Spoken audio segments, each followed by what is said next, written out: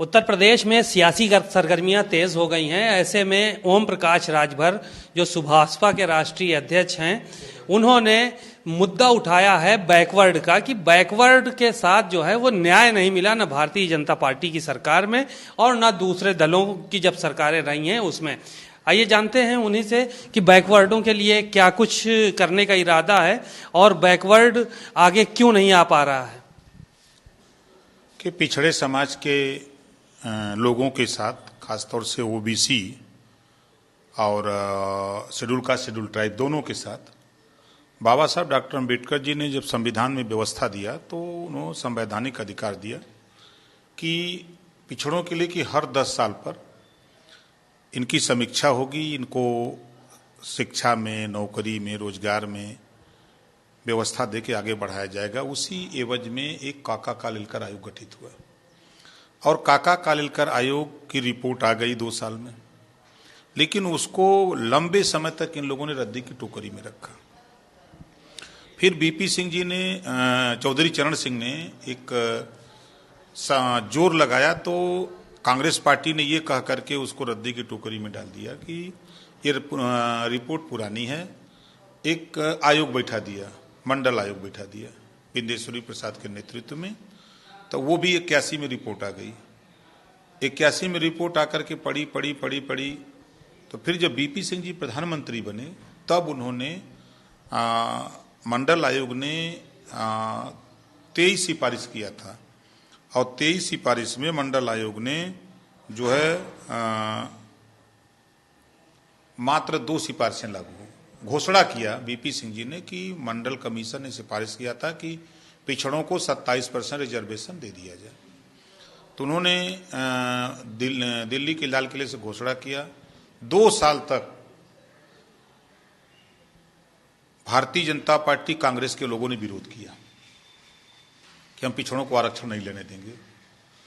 उसके बाद supreme court के आदेश से तब वो 27% आरक्षण लागू होने के लिए बहाल हुआ।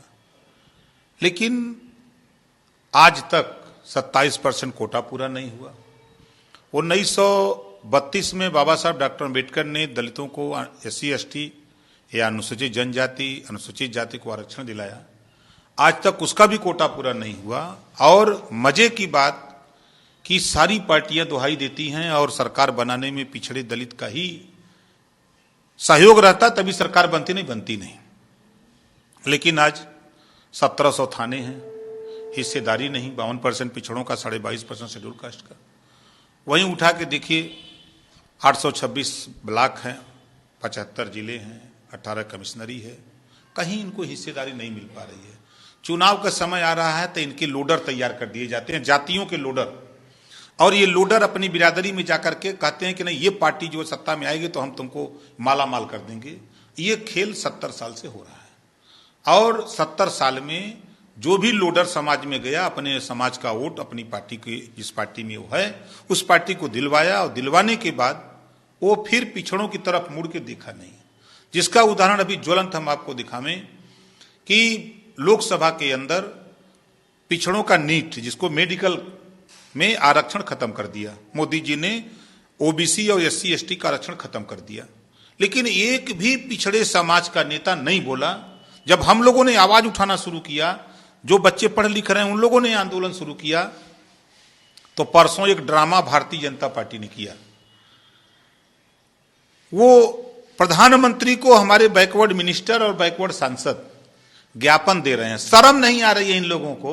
शर्म आनी चाहिए कि जो हिस्सा लूट रहा है उसी को ज्ञापन दे रहे हैं कि इसको कर दीजिए। अरे मंत्री हो, विधायक, सांसद हो, सदन चल रहा है, एक लाइन ला करके प्रस्ताव पास कर दो कि नीट में जो ओबीसी और ST ST को जो आरक्षण खत्म कर दिया गया उसको बहाल किया जाता है। ये ज्ञापन देने की क्या जरूरत है? ये पिछड़े दलित को गुमराह करने की ये साजिश कर रहे हैं। कौन कर रहा है ये साजिशें? आपके तो कई मंत्री भी हैं, बैकवर्ड के मंत्री हैं, SC ST के भी मंत्री हैं, यात्राएं निकालने जा रहे हैं कि सरकार ने बड़ा अच्छा काम किया है और 15 अगस्त के बाद यात्राएं भी शुरू हो रही हैं। आवे यात्रा लेके 15 अगस्त के बाद यात्रा जनता जवाब देगी इनका। 69,000 शिक्षक भर्ती में 27% रिजर्वेशन लूट लिया भारतीय जनता पार्टी ने। नीट मेडिकल में आरक्षण भारतीय जनता पार्टी ने खत्म कर दिया। और उठा के देखिए, जो तमाम आयोग बने हैं भर्ती बोर्ड के, उन आयोगों में भर्ती हो रही है तो पिछड़ों का रिजर्वेशन नहीं मिल रहा है, शेड्यूल कास्ट रिजर्वेशन नहीं मिल रहा है, और थानों पे नियुक्ति हो रही है। भारतीय जनता पार्टी की राज की बात कर रहा हूं कि थाने पर पिछड़े दलित मारे जा रहे हैं, जाति पूछ करके गाली दिया जा रहा है, जाति पूछ करके पीटा जा रहा है, भगाया जा रहा है, और ये किस मुंह से वोट मांगने जा रहे हैं।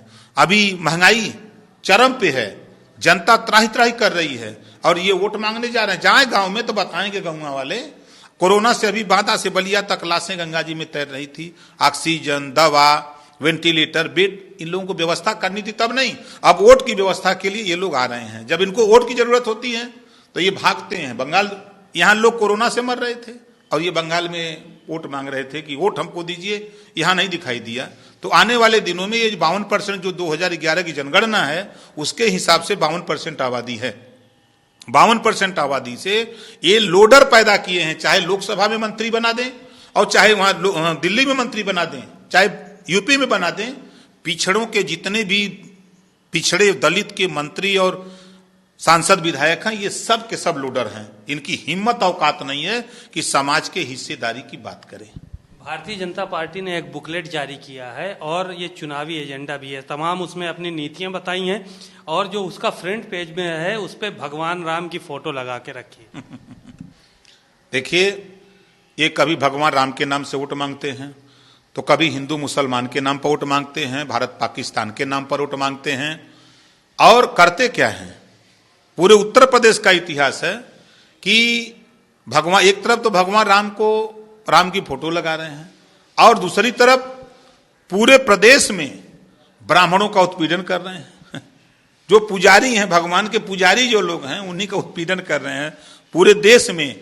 चाहे वो किसी चैनल में काम कर रहे हैं, अगर चैनल में एंकर भाजपा के खिलाफ सही बात बोल दिया तो उसके खिलाफ कार्रवाई शुरू हो जा रही है। अभी आपने देखा भारत समाचार। तो ये लोग ऐसे जीव हैं कि इनका जी हजूरी, एक कहावत है, कवि ने लिखा कि खाता न बही जौन भाजपा कहे वह सही। इनके खाता बही जौन बनौले हुआ स बुकलेट छापे हैं, इनके बुकलेट में है। इनके कुछ गोदी मीडिया इनके इशारे पर काम करते हैं, उनके यहाँ इनका रिकॉर्ड है। और धरातल पे चलें, ये बनवाए हैं ना शौचालय, हम चैलेंज देते हैं भाजपा को, मर्द अगर हैं तो चले मेरे साथ एक गांव, पूरे उत्तर प्रदेश के एक गांव चिन्हित कर लें। हम नहीं कहते, वो चिन्हित कर लें। 100 शौचालय चलें, 100 शौचालय गिनवा दें। 100 शौचालय में कम से कम 90 शौचालय या तो दरवाजा नहीं बना, या तो छत नहीं है, या तो नीचे सीट नहीं लगी है, या तो कुत्ता बैठ रहा है, या ऊपर ही रखे हैं, या बकरी बांध रहे हैं। ये है इनके शौचालय का। अब इनके आवास चिल्लाते हैं यहां से कि को पैसा नहीं, 30-30, 40-40 हजार रुपया ले लेके आवास बंट रहा है इनकी सरकार में। धरातल पे चलें, धरातल पे ये जाएंगे वोट मांगने। एक चीरहरण हुआ था महाभारत में, कौरवों का नाश हो गया। एक ब्राह्मण की हत्या हुई थी और देश से अंग्रेज चला गया। 3 चीरहरण हुआ है इनके राम के राज में। भारतीय जनता पार्टी के राम राज में 3-3 चीरहरण हुआ है। इनका सर्वनाश होना तय है। 1000 ब्राह्मणों का इन लोगों ने इनकाउंटर कराया है। एक ब्राह्मण मरा तो अंग्रेज भाग गया, यहां तो 1000 ये सब पिटवा दिए, पहुंचा दिए सीधे ऊपर। 17 साल का निर्दोष ब्राह्मण के बेटे को पिटवा दिया। विकास की बात करते हैं, अब विकास को तो कानेपुर में उलाट दिया है, क्योंकि ब्राह्मण था इस नाते उलाट दिया। उनके भी समाज के, मुख्यमंत्री के समाज के लोग हैं, जरा उनको उलाटें तब जाना। कुर्की होगी, संपत्ति जब्त होगी, मकान गिरेगा। वो ब्राह्मण होगा, राजभर होगा, चौहान होगा, बिंद होगा, केवट होगा, मल्लाह होगा, धोबी धरकर, पासी खटीक होगा, जुल्हा दुनिया अंसारी होगा, उसका गिरेगा।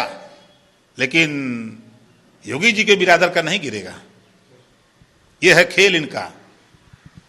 बातचीत के लिए शुक्रिया। आप सुन रहे थे ओम प्रकाश राजभर को, काफ़ी तीखे तेवर हैं और इनका कहना है कि इस बार भारतीय जनता पार्टी का सफाया होना उत्तर प्रदेश में तय है। अगर जनता के बीच उनके नेता बैकवर्ड समाज के बीच में, दलित समाज के बीच में वोट मांगने आएगी तो उनका जनता ही जवाब देगी। कैमरामैन सौरभ के साथ सीमा नकवी, भारत समाचार, लखनऊ।